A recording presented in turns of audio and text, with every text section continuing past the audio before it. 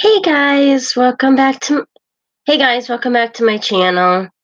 And today you guys wanted to see a honest queer talk stream.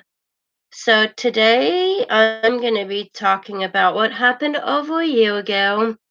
If you do not know our diocese, the Diocese of Harrisburg decided to bring a grand jury report to the surviving victims of abuse against minors. And Bishop Gaynor wrote a statement saying, "In my own name and the name of the Diocesan Church of Harrisburg, I express our profound sorrow and apologize to the survivors of sex abuse, the Catholic faithful, and the general public for the abuses that took place, and for those church officials who failed to protect children and have and continue to take steps forward to support survivors and ensure these abuses never occur again. Bishop Ronald W. Gaynor." In my opinion, what that means to me is that he ensures the number one priority are kids and their safety. And what actions they've took is they've gotten stricter. If you move to the diocese, you need to get your what we call our diocesan youth protection program to complete that to get your badge to be certified with it. Now I took that course 3 years ago, so my badge doesn't expire for another 2 years. So the next section is about what the diocese is doing to moving forward. So basically what this is saying is most of them have died. 19 of those have died, from seminarians to deacons to whoever. But they have intense screening and education process for the formation of it, and they require you to get your clearances, which in my opinion, to get clearances is a good thing. And so every report of a child abuse is reported to Childline and to the appropriate district attorney, and has been the diocese policy since the early 2000s. But in the past, bishops have not necessarily followed this procedure. But our bishop, if they dealt with a case of stuff like that, they had to be removed. So our parish hall was formerly known as the Datillo Hall, named after Bishop Datillo. And they've been cracking down a whole lot of these lately. And in my opinion, it should not have even happened, but it did. And moving forward, I like how the way these procedures are going, and and the list of the bishop, the acknowledging the past is programs were open to survivors as well as their elder priests.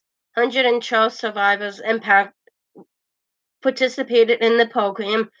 106 accepted the offer, and 12.1 million total payments to survivors in the program. But to me, I like our bishop. He's been phenomenally. And what our diocese has, it's called safeyouth.org. And in order for you to work with conformity of the Christian doctrine, which is CCD or Sunday school, they require you to sit through this training, which is 3 hours long. But I broke it down into multiple days, and I had it done within a week. But they've redone a lot, and they've been interested. Hi, Danny. I'm sorry I didn't catch you sooner. But they have, and the beginning statement was Diocese releases information on survivors compensation program.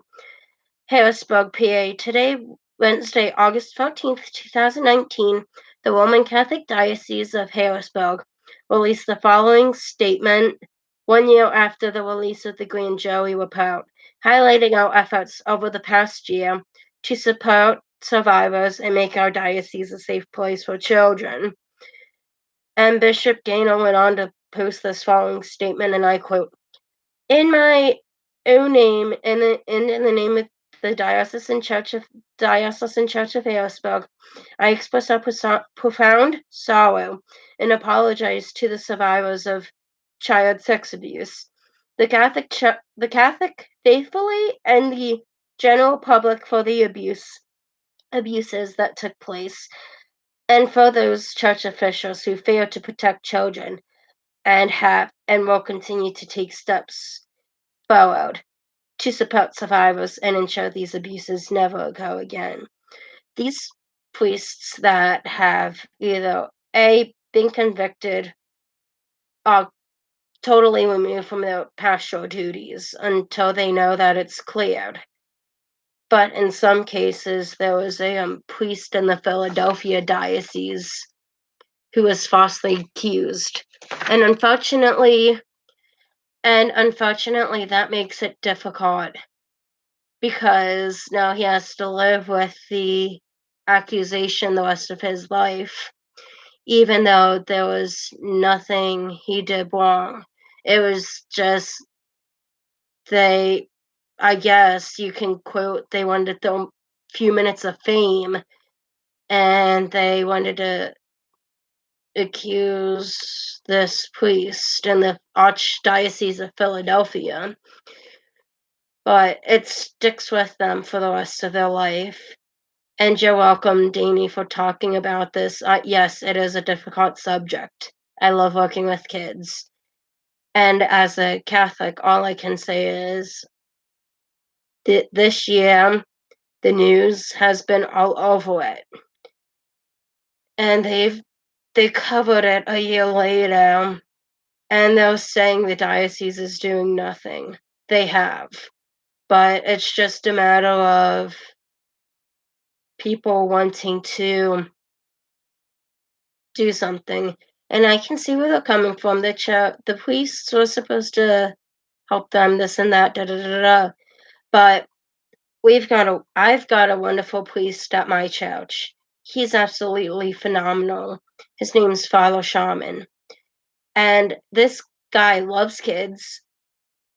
And he gave a homily that one time about him about the diocese complying with the grand jury. I mean, I was back and forth about the idea of whether or not the diocese should have opened that jury report, but I guess they subpoenaed it, which means that if they subpoena it, they have to do it. But at the end of that one homily, we all clapped, we all cheered, and typically you don't see that. But this time it was just because he's been there for I've been alive for 21 years and he's been there longer than that. Well, I've known him for 21 years anyway. He's been there longer than that. But as much as I'm glad that the diocese is doing something about it, in my opinion, some people need to forgive and forget that it's happened. But that can't happen. I think I'm going to end it here. I'll post the link to where I found that article in the description so that you guys can see it and read it more in depth. Bye, guys.